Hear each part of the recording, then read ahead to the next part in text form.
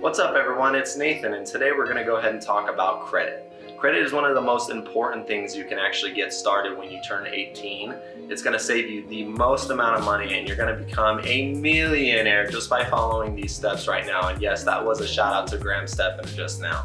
So credit, why do we need it? Why was it established? Kind of the history of credit is that financial institutions needed some type of way to judge, different people based on how they were paying their bills off on time. So they created, the credit score and the credit report. The credit report doesn't just have a score in it. It shows where you've lived. It shows all the new inquiries you've had on your credit. It shows all the new trade lines. It shows the limit on your credit cards. It shows the balances left on your loans. It shows the full picture. So as a credit analyst and been in finance for probably about 4 or 5 years now, been doing mortgage lending, I've seen thousands of credit reports. I can tell you exactly what you need to do to get that credit established and what you need to do to continue to build the best credit you can possibly have. So these are just kind of beginner tips. If you have bad credit, you're gonna find a lot of value in this video. If you're like a 750, 800, I'm not really gonna be talking about advanced skills like churning. I'll mention it just a little bit, but I'm gonna make another video for people who have like 750 or higher 800 credit score.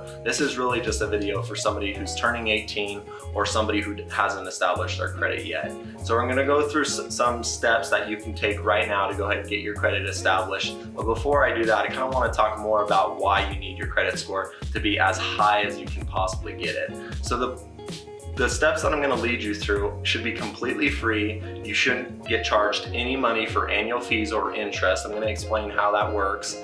And the other thing is you want to get your credit score built as high as you can possibly get it because you're going to get the lowest interest rates when it comes to loans.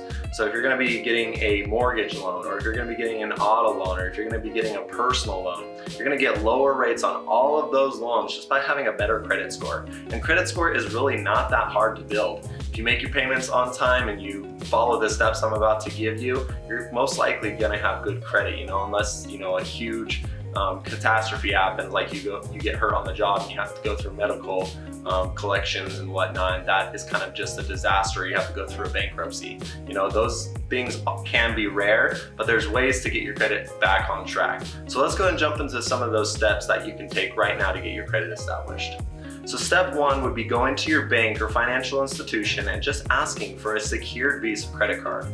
Every bank should have a secured Visa credit card. They shouldn't charge you an annual fee, and you shouldn't pay interest on the secured Visa credit card. How that works is you're gonna go into the bank, you're gonna say, I wanna open up a secured Visa credit card. They might ask you to put $500 in a savings account, and then they're gonna give you a $500 credit card. The credit card is secured by your own funds. That way, if you decide, well, I'm not gonna make my payments anymore and I can no longer afford this credit card, no big deal. We already have the funds on hold. We're gonna pay off your credit card and you're square. Whereas compared to an unsecured credit card, where if you max out, credit card of $1,000 and you can't pay it in full, well, tough luck. You're either gonna pay it in full, you're gonna get late payments, or you're gonna get sent to collections. And those are all really bad things that actually hurt your credit big time. So that's why it's good to have a secured Visa credit card, especially for those who can't control their spending habits. So step two is once you have gone into the bank and gotten a secured Visa credit card, again, there should be no annual fees. You're gonna actually go out and get that secured Visa credit card. You're probably gonna get it in the mail, and now you're gonna go and actually start using it. So when you use your debit card, you swipe it, money goes right out of your bank account.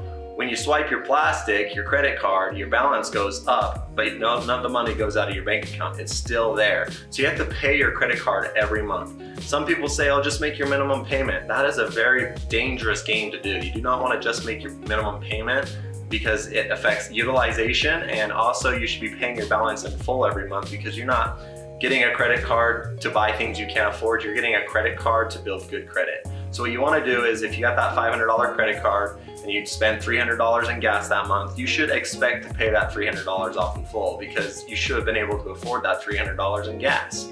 So you go off, you pay your balance off completely in full, the balance is gone and it's reset back to zero. You can use that full $500 again. As compared to somebody who does max out their $500 credit card and makes their minimum payment, they're actually hurting their credit score because they have this thing called utilization. Utilization is your balance versus your limit. So if you have a $500 balance and a $500 limit, you're at a 100% utilization, and that's really gonna hurt your credit score.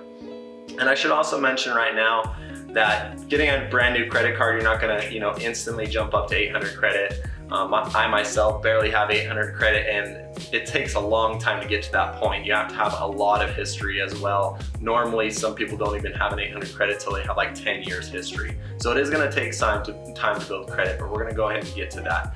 So once you make your payments in full, step 3 is just to continue doing that. Repeat the steps, make your payments in full, and then after about 6 to 8 months, you're gonna have good credit to the point that you can actually qualify for an unsecured credit card. An unsecured credit card is, again, it's still a revolving trade line, but it's gonna allow you to go out and buy things without having to have money in the bank first. So now you have that unsecured credit card. Let's say you get bumped up to $1,000. If you go and spend $1,000 on that credit card, you better expect to pay it in full. So now you can actually begin to get unsecured credit cards. You're gonna probably start getting offers in the mail from everybody asking you to apply for their credit card. And that kind of jumps into the first thing is, you're gonna wanna go out and find a credit card that actually gives you some type of rewards, whether it be cash back, air miles, bonus points, whatever it is.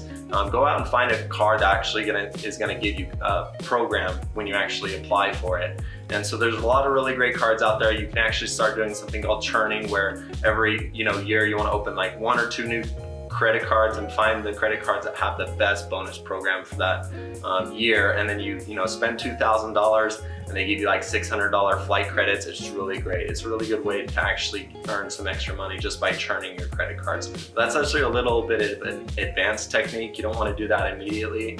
After you got your first unsecured card, continue to repeat steps 1 through 3. Make your payments on time, then get another credit card until you have maybe 2 or 3 unsecured credit cards. Unsecured credit cards are the best way to build credit as compared to closed-end notes like a personal loan, an auto loan, or a mortgage. Because once you pay those guys off, they're gone for good. They don't continue to report to your credit. If you have a 1-year personal loan, you're gonna get a new inquiry and a new trade line, which actually hurts your credit score. Every time you go out and do a hard pull on your credit, it actually hurts your credit score. And then when you actually get that credit card, or you actually get that mortgage loan or that auto loan, you get a new trade line, which also affects your credit score. And it's gonna affect your credit score only for a year, but it does affect it a little bit. So you're gonna get those points back after a year, but that also means you don't wanna go out and apply for a bunch of new debt. So if you have person A here, person A goes out and applies for 1 or 2 cards a year. He did 3 inquiries and he got 2 new cards. No big deal, that's fine. Person B though, he went out and did like 6 new inquiries and he got 4 new trade lines. Person B, his credit score is gonna take a hit, but also when he comes to me looking for a mortgage, I'm gonna see that he recently just did a lot of shopping for credit, which is a red flag. We don't wanna see somebody who does a lot of shopping for new credit, because it kind of makes us wonder, like, is he able to afford his bills? Why does he have all this new debt? So you don't wanna open up a ton of new trade lines immediately. But eventually, once you're up in the 700 scores, you're gonna find those cards that you wanna churn and open up the credit card and start using it for your monthly bills. So those are some really good tips to actually begin building your credit. Again, all the steps all together. Apply for the Secure Visa credit card, make your payments on time, pay it off in full, and then repeat that until you can open up a new unsecured card, and keep doing that for both those cards at the same time. Use 1 here at groceries, 1 here at gas, pay them off in full. If you follow those steps, you're gonna build really good credit, you're gonna save yourself a ton of money, and you're gonna be a millionaire, simply because you're not paying all the interest to the banks. The banks don't want to gouge you with interest rates. We actually want qualified candidates. We want people with good credit scores.